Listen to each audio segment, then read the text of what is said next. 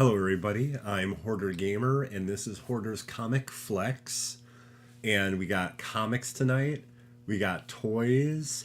We got the future of comics. We have a lot of gaming, so I think we're gonna have a fun episode. I mean, you'll be the judge of that, everybody. But I'm hoping. I'm hoping.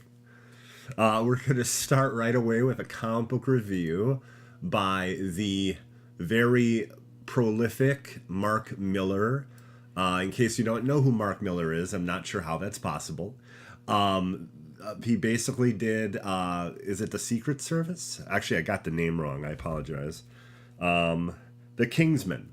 Okay, there we go. So The Kingsman, he did that. Kick-Ass. Okay? A real popular book recently called Magic Order.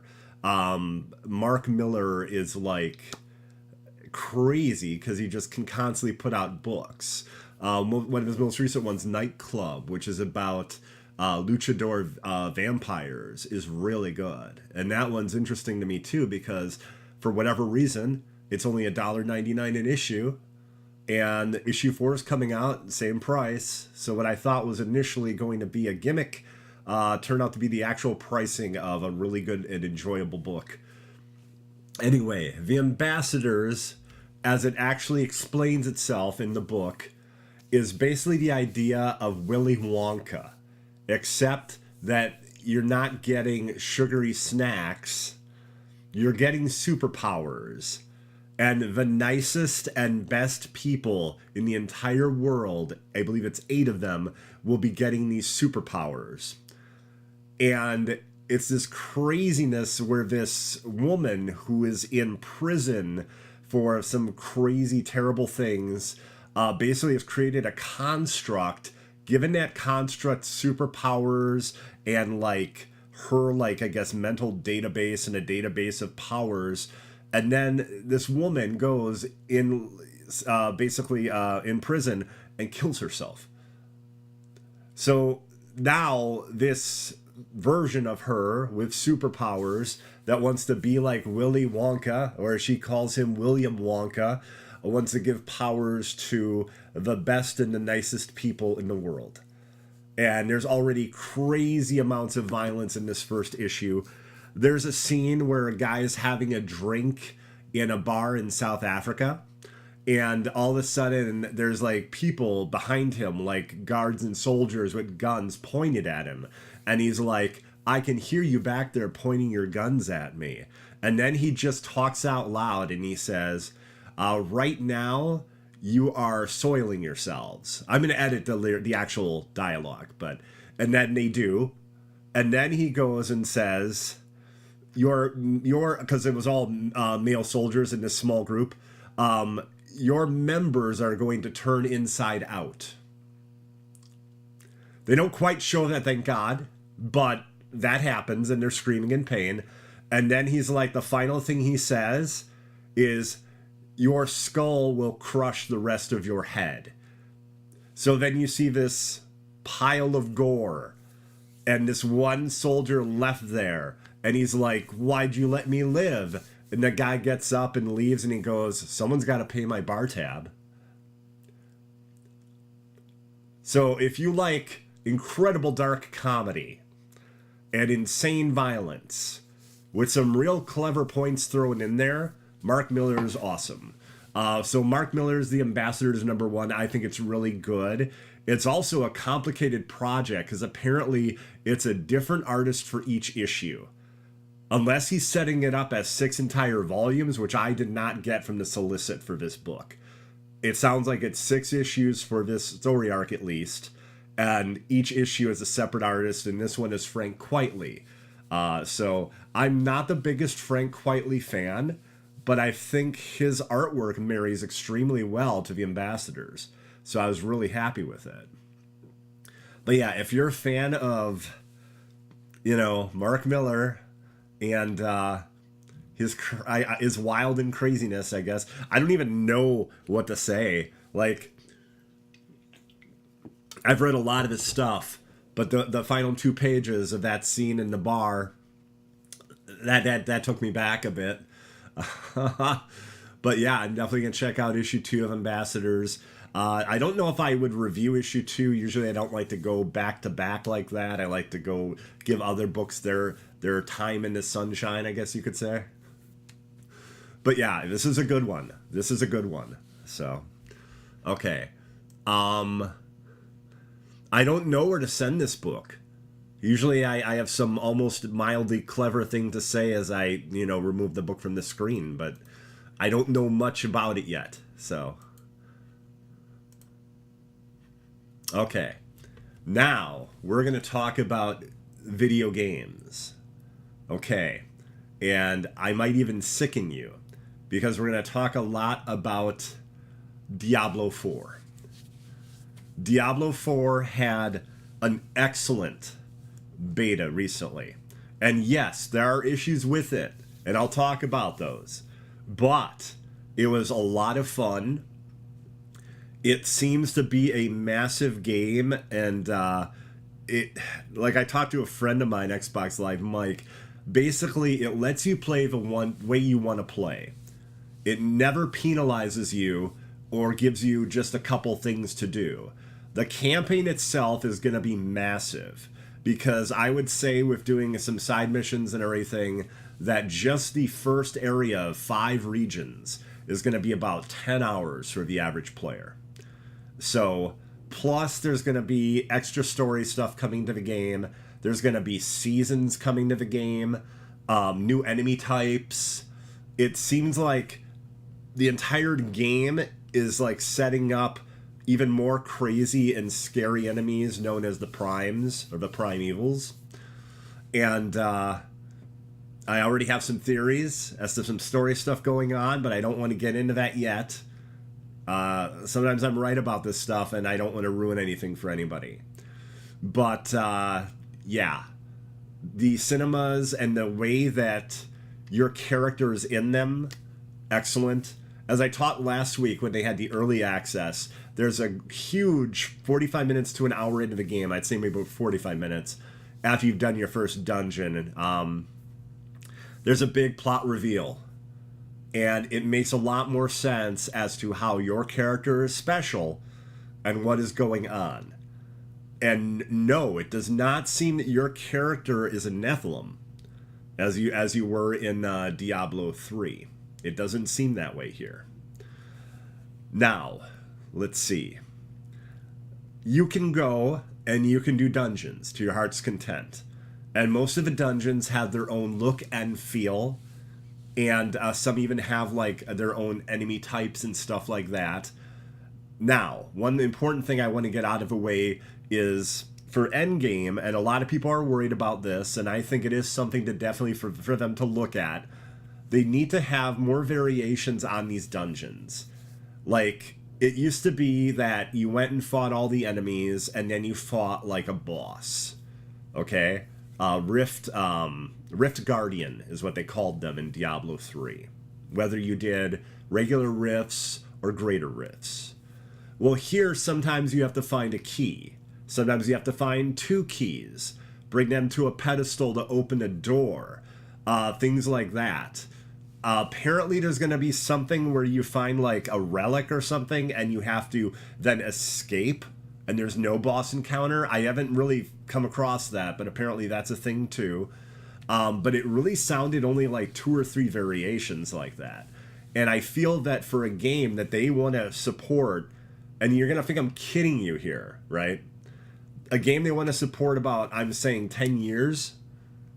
Because Diablo 3 came out in like, I want to say 2011, something like that. And it's still supported. There's seasons for it. Now, those seasons are going to be winding down with, I think, the next upcoming season. But from 2011 to now, there have been updates. They've supported it. They've done a really good job. And they definitely need to keep the endgame going. So hopefully they figure out really neat ways to make the dungeons fun. So that's one thing I'm a little worried about. But I can tell you, though, too, a number of dungeons look completely unique to each other. Some were icy. There's like cellars and there's caves which are real brief dungeons, talking about like 2 to 5 minute dungeons. And even those are fun because you can get rewarded and events can occur in them. It's not just a specific kill an enemy in those. So that's really neat. And they call those cellars for the most part, but like I said, there's also small caves and stuff. Now, I played with the rogue, the my apologies, the druid, and the necromancer. And my 2 favorite classes to play with so far are the rogue and the necromancer. The necromancer feels powerful. Has this awesome thing called the Book of the Dead. And at first I thought, okay, this Book of the Dead is really cool. It lets me decide how I want to have my skeletal warriors, what abilities I want to have, higher armor, higher attack at the cost of less armor or less health. I get to set that up. And there's these 3 different options, and you get to choose one of 2, or you can basically sacrifice that and then get like buffs to your character instead of really using the Book of the Dead. So at first I was like, this is pretty cool. You know, I like to use the skeletal warriors. I would have like an army of them following me and fighting enemies with me. But a few levels in, the Book of the Dead basically opens, I guess we could say, another chapter. And now you're looking at skeletal mages, not just warriors.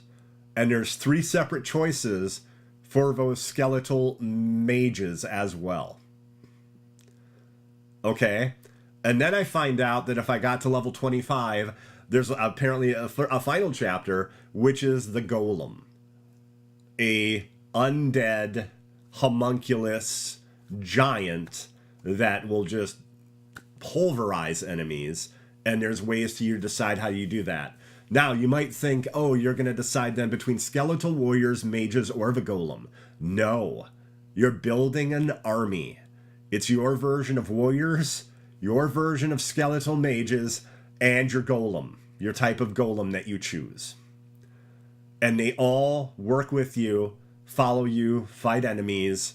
It's very cool. You feel like a general. I really like that a lot.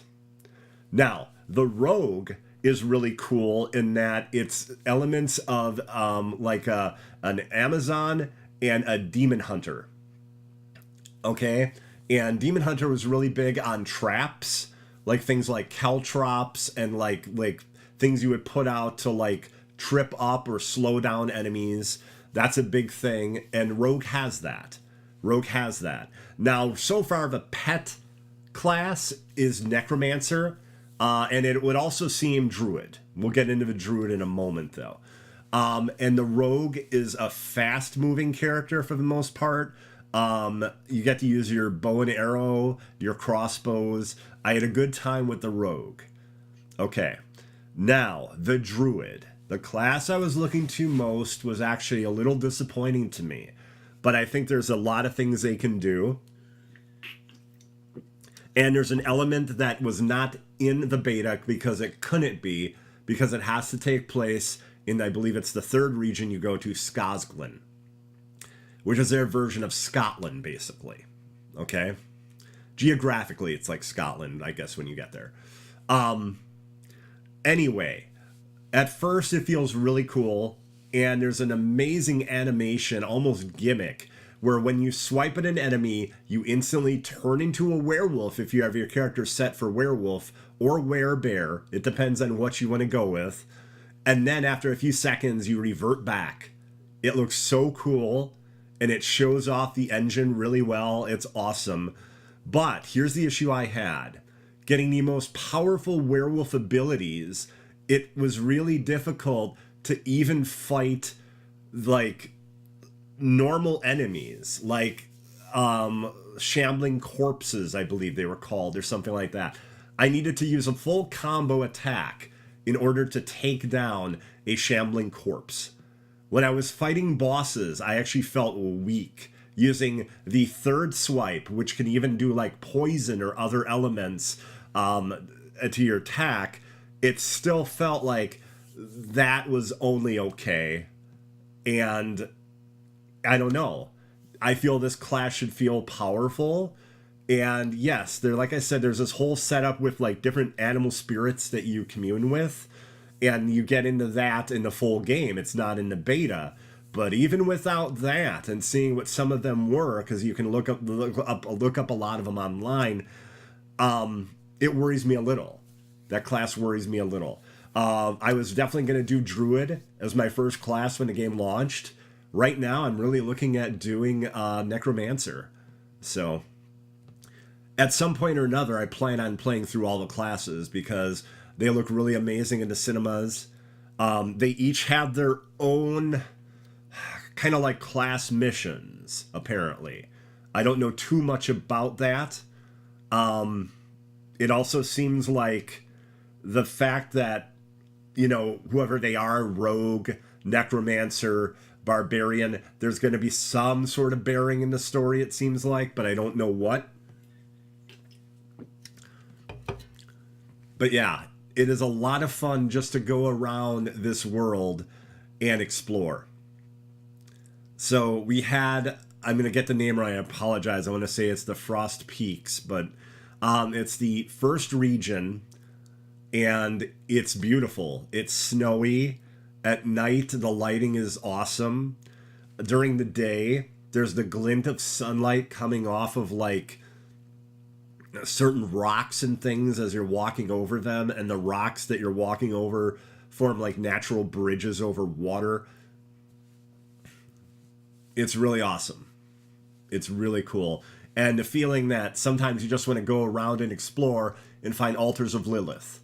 And the altars of Lilith actually boost your characters, all of them. So like you'll find an extra charge for your potion.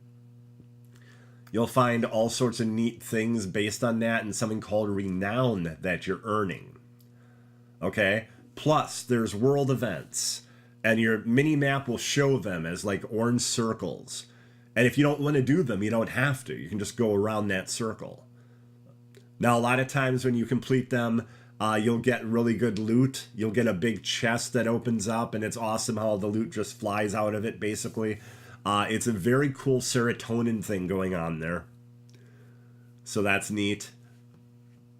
There is a ton of side missions in the game. And all these side missions are better than the bounties that were in Diablo 3, from what I've seen. Some of them will have you follow an NPC into a dungeon, and there's someone like important to that NPC and you're trying to save them. That's like really cool. And then there's some where like you'll go and like do an investigation of a murder, and you'll go through a number of different locations to find out what happened to this person.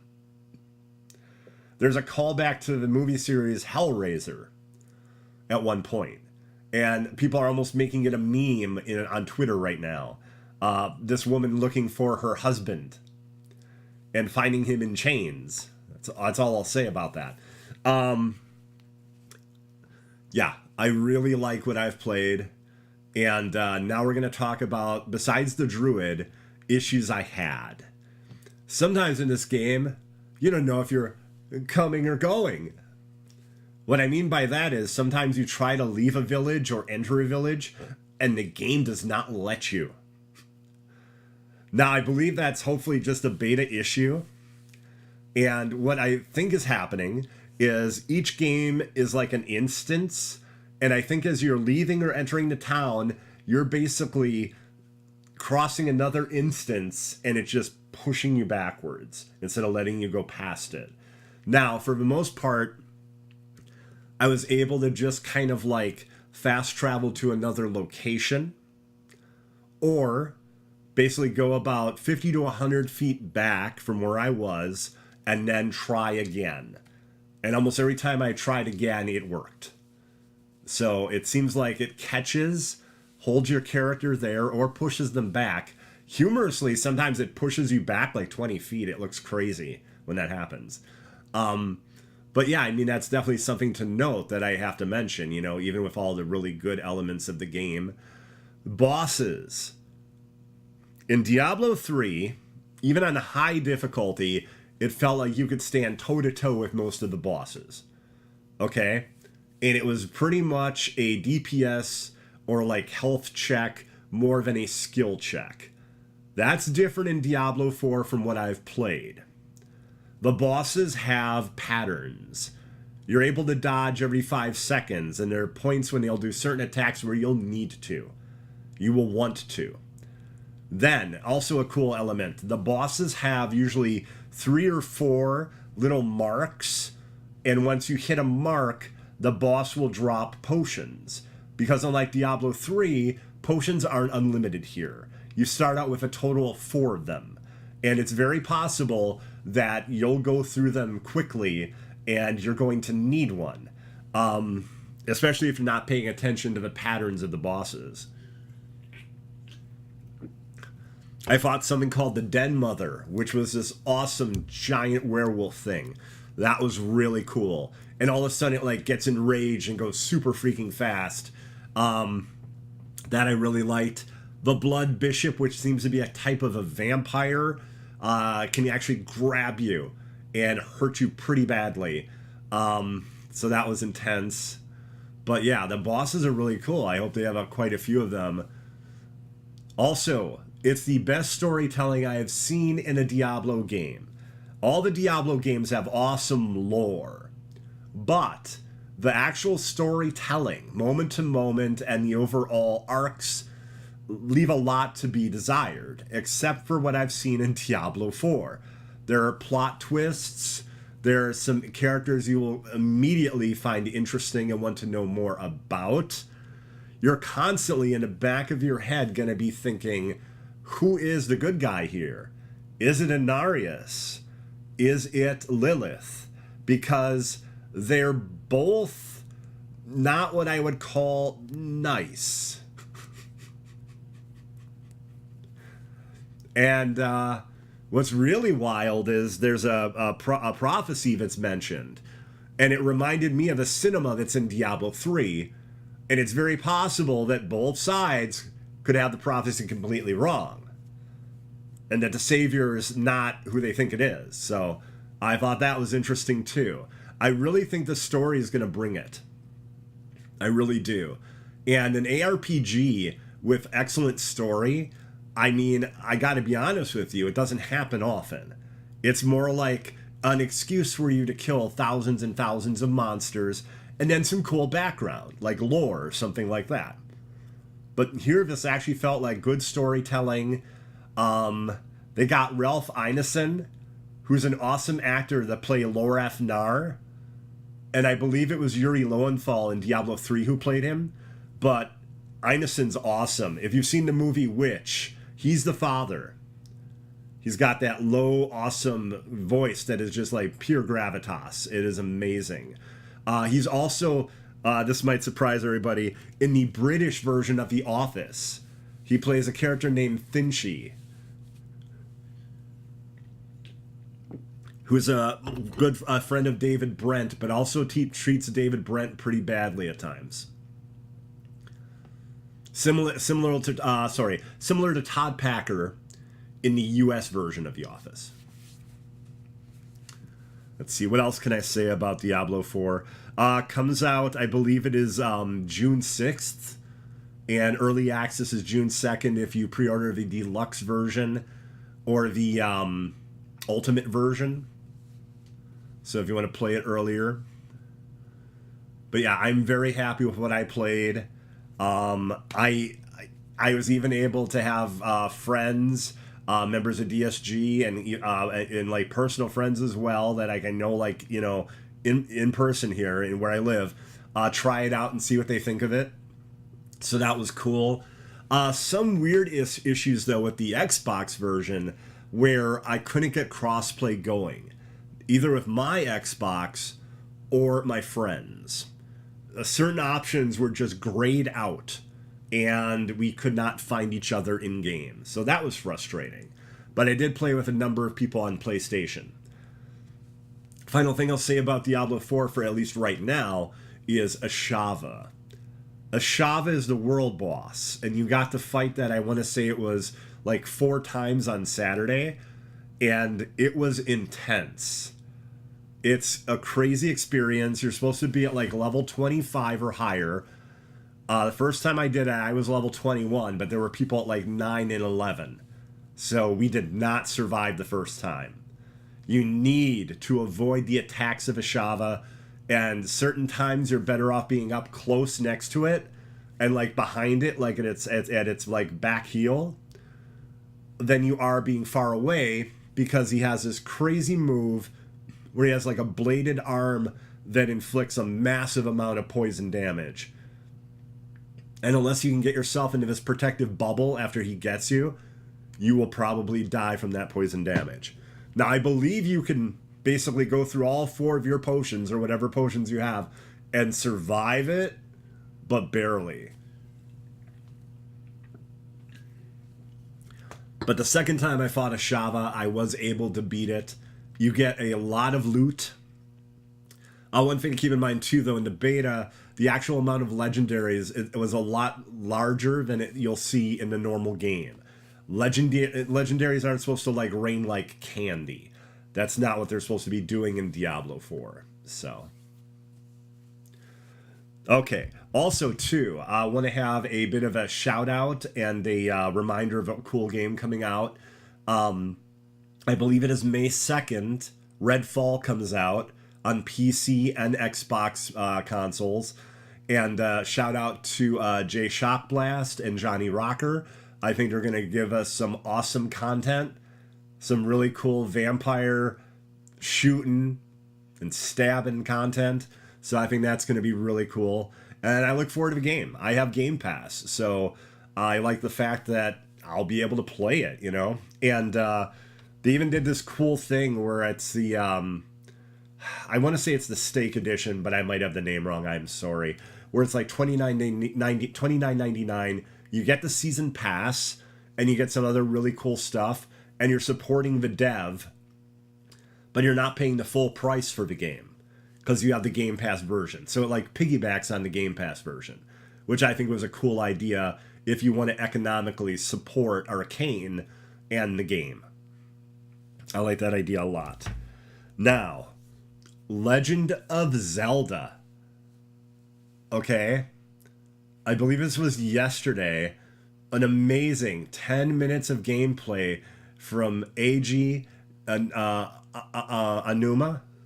I'm sure I got the name wrong. I apologize. Anyway, it looks awesome. It looks awesome. And one issue I had with Breath of the Wild was that the weapons break right away. They came up with a really clever way to combat that. So, you can fuse things together. You can fuse a stick, like you would find in Breath of the Wild. You can fuse it with a boulder. And then it becomes a hammer. And the hammer can wreck house. There's a point where they show 3 logs and a couple fan devices. He was able to turn that into a motorboat / raft item. The vehicles you saw in the previous gameplay trailer that came out, I think about a month or 2 ago, those are all vehicles you build in-game with things you find in the world. There's also this cool feature where if you can get into a cave, you can basically travel upwards to the top of the cave, through the top of the cave. It looked really neat. And a way to climb that basically doesn't involve you using your meters like you did in Breath of the Wild. But yeah, I mean, I think most of us expected that Tears of the Kingdom would be one of the big games this year. And one thing I've noticed from Nintendo, they're usually not bleeding edge when it comes to things like graphics, but they almost always have some clever, interesting concepts in their games that you don't see in all that many other games. And like the fuse concept in Tears of the Kingdom looks great.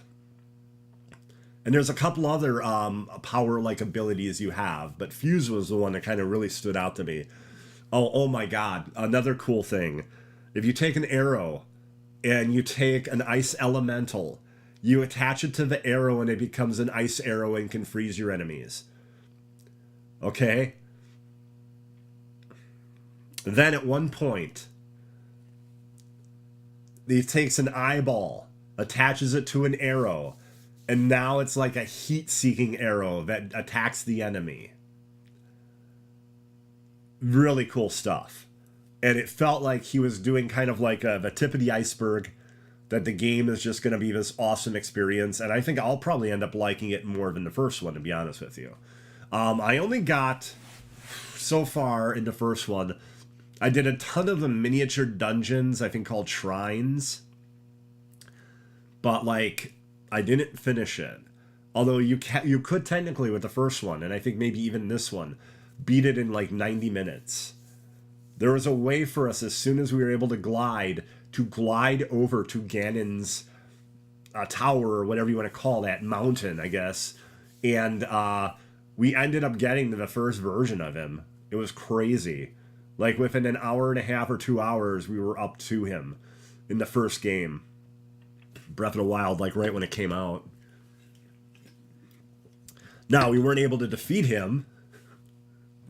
We weren't equipped to do so. But it was interesting to see him and kind of like run past a whole mess of enemies to get to him. That's pretty wild. That's one of the most interesting moments I've had in a game when it launched, or right around its launch period.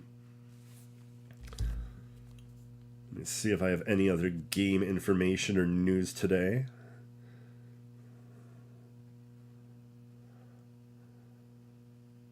Oh, bye-bye Multiversus. So, something crazy happened. A lot of us found out Multiversus was in beta. And how do we find this out? Basically, the game is going away.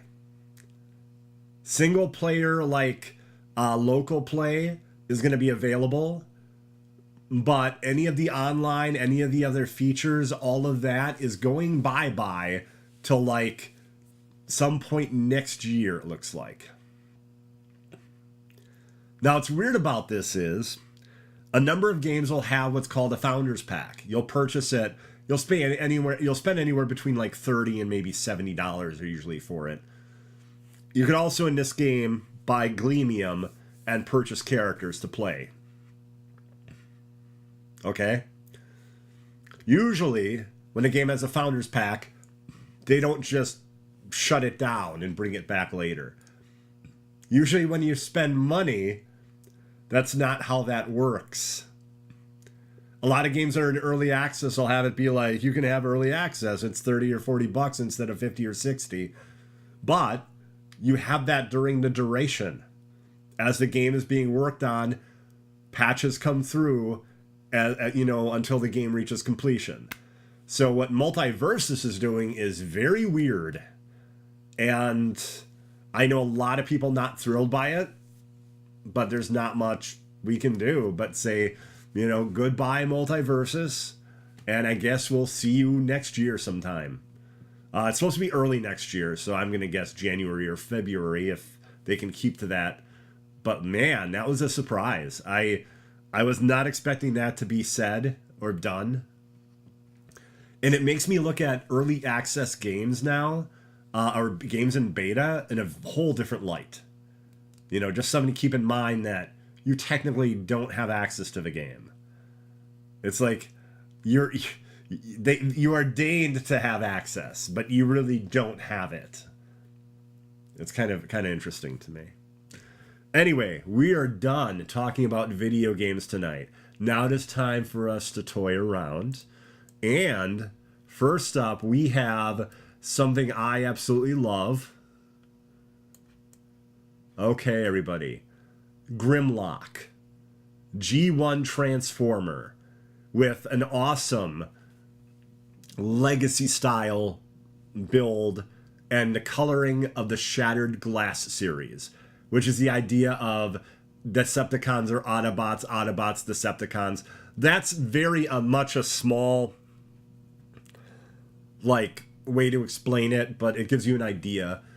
Look at the amazing color patterns here. Look at Grimlock. I like him a lot. He's I believe he's an exclusive to Hasbro Pulse. But I love that purple coloring. I love him too because I couldn't get the original one that's based off the movie. It sold out. But yeah, I really like this shattered glass version of Grimlock. I hope I'm not the only person. I'm always worried that I'm going to show toys and I'm going to be like the only one who likes it. But no, I think this is really cool. I apologize I didn't get better pictures because it's hard to have like 3 or 4 pictures instead of covering multiple different toys. So I'm going to send him back to Cybertron.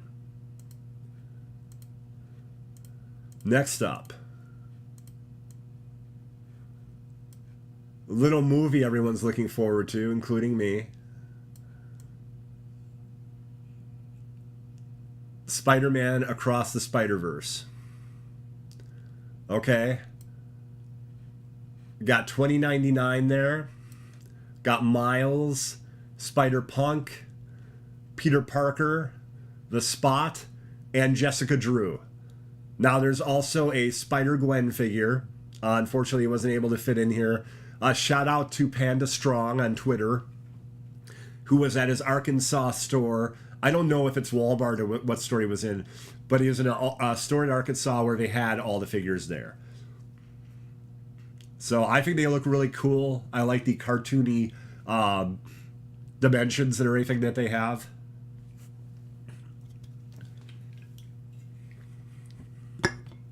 They're going to be between $19.99 and $24.99. They are Marvel Legends figures. And if you notice, they have some cool extras. I really like that Spot comes with like a Miles Morales that looks like his head is coming through one of the spots. I think that's a really cool thing. Also, it's hard to see, but the detail on Spider-Punk is excellent. From like the outfit he's wearing to the pins on his lapel of his like jean jacket and everything. Looks really nice. And Spider-Man 2099 has this real beefy look, which I think works out well and differentiates visually from Peter Parker and Miles Morales. But those are the figures right there, and they should be in stores probably in the next couple days to like a week or so. I think April 10th is the idea that when they're supposed to be in stores fully. Plus, there's this wild looking Cyborg Spider-Woman. Gigantic figure. I think it's selling for like 58 or something like that, but it's huge with a ton of detail.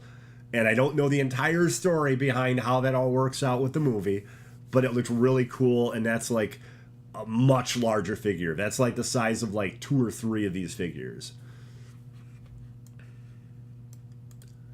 Okay, let me remove this. Next up, Displacer Beast. Look at that awesome blue see-through plastic. Look at the haunting yellow eyes. And it's like one of these. This is one of the Hasbro Dicelings. So it looks like a 20-sided die, and then it turns into something else. So this one's the Displacer Beast. And I believe they did one before, but it was just like a solid color. I absolutely love this see-through blue one. And pre-orders are live for this. I think Entertainment Earth has it. So, and if keep in mind, if you do Entertainment Earth, you do support me if you use code Hoarder. Hoarder. But yeah, there's Displacer Beast right there. Let me remove him. And then show you a brand new type of Diceling. The Mimic. So if you play Dungeons and Dragons, you might come to a treasure chest. And unfortunately, depending on how cruel your dungeon master might be, it may not be a treasure chest. It might be a dangerous mimic. So here, it goes from a 20-sided die to something that kind of has the dimensions of a treasure chest, it looks like. But on the inside of the treasure chest, you have giant teeth and a tongue and craziness inside. But I really like that. I think that's really cool. I'm accidentally moving myself. Okay, there we go. But yeah, I like that Mimic a lot. These go for like $14.99 roughly. And I have one. The one I have is a Beholder. I got one from the first series. I thought it looked really awesome, and it was one of the least expensive things to get for Dungeons and Dragons toys that were being released. So I always have them right here in my computer room. Okay, everybody, we're done toying around. There'll be no more toying around for us this evening. Now we're going to look at the future. The future of comic books all the way to 1 week from today.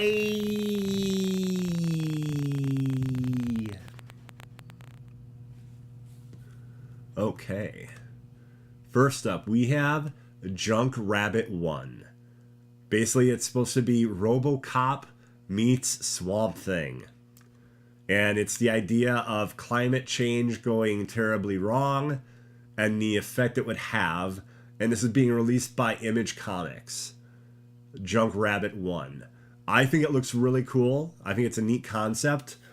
And it's a kind of a unique sounding concept, to be honest with you. So it was something I definitely wanted to bring up.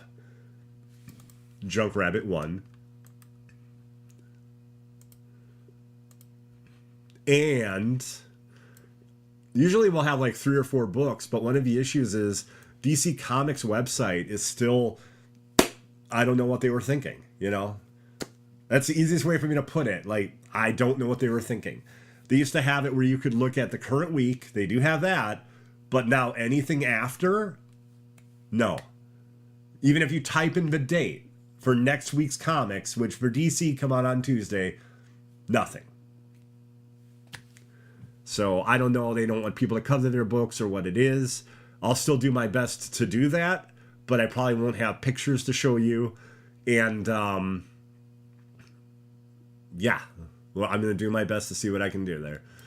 Okay, here we have Nightclub number 4. Again, Mark Miller, the same creator of the Ambassadors, or writer of the Ambassadors, and the Luchador Vampires, and an evil biker gang of vampires. So a lot of cool stuff going on in this series. Again, only $1.99, and I find it to be very entertaining. I think it's a really cool book, and at that $1.99 price, it's basically almost screaming at you to purchase it.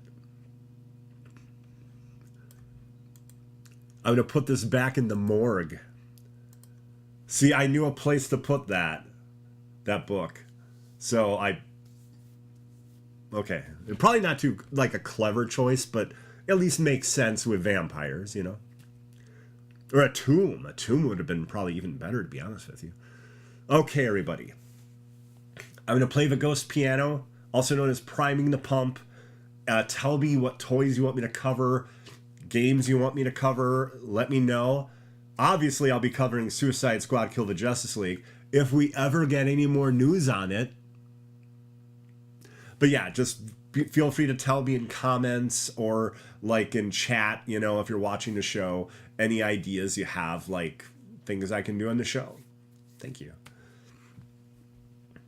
And next up, we have our final review of the week, or of the night too, that too. Unstoppable Doom Patrol. Okay, I think it's a pretty nice cover, actually. It's an alternative variant cover. And basically, the Doom Patrol goes to Gotham because something is going terribly wrong with an experiment. And they feel they're the only ones that can help. And now they've taken the idea that they want to champion metahumans and make sure that no one treats them terribly, experiments on them, things like that. And this actual cast of Doom Patrol features Elasti-Woman, Negative Man, Robot Man, the Chief, and introducing Beast Girl. And Beast Girl is absolutely adorable. Her power is to create like a fight or flight response and control emotions. And for most people, they don't even realize it's happening. So instead of like getting into a big fight with these like scientific soldiers, I don't know what you'd want to call them exactly.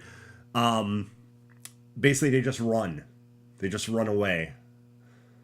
and Batman shows up. Robin's in here, and basically the chief lays down the law, and she's like, "Hey, we've got this handled. I know this is Gotham. I know this is your playground, Batman, but we don't need you." So I'm almost wondering if the writer, is it Dennis Culver? Let me see if I can get the name here. Yeah, Dennis Culver, if he doesn't like the character of Batman, because that's kind of amusing when you have things like that, where you have a writer that's like, just relegates the character. Flock of Seagulls, I have no idea. No idea. I know that the band is 80s synth band. But yeah, Unstoppable Doom Patrol is really cool. And the experiment that they went to check on basically becomes another member of the Doom Patrol. And he's like, you know, screw that. I need my anger. That's how I power myself. And he just sort of joins the Doom Patrol instead of like laying waste to everybody.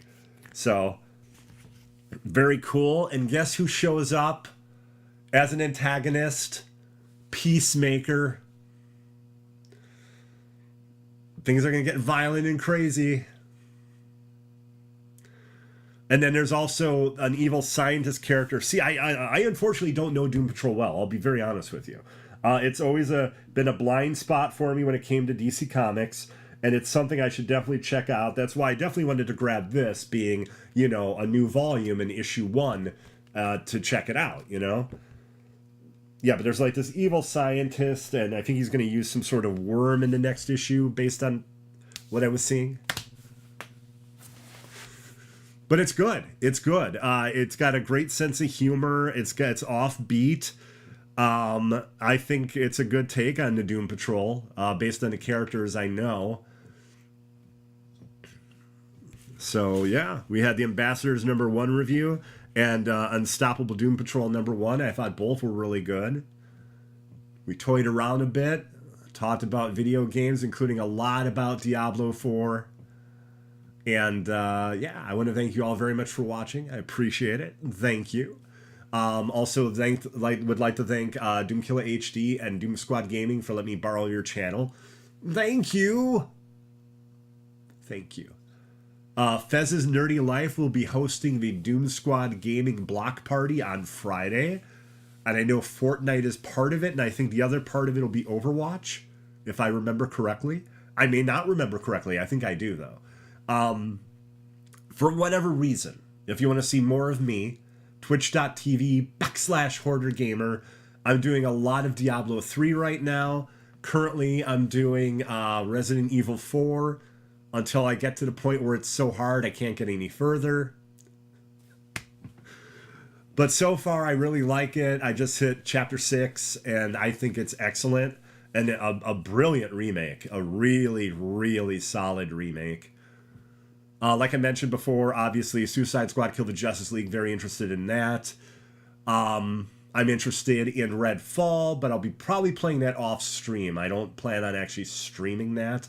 That's a whole situation that would be difficult to deal with, streaming from the Xbox. Anyway, thank you very much, everybody, and I'll see you later. Have a good night. Bye-bye.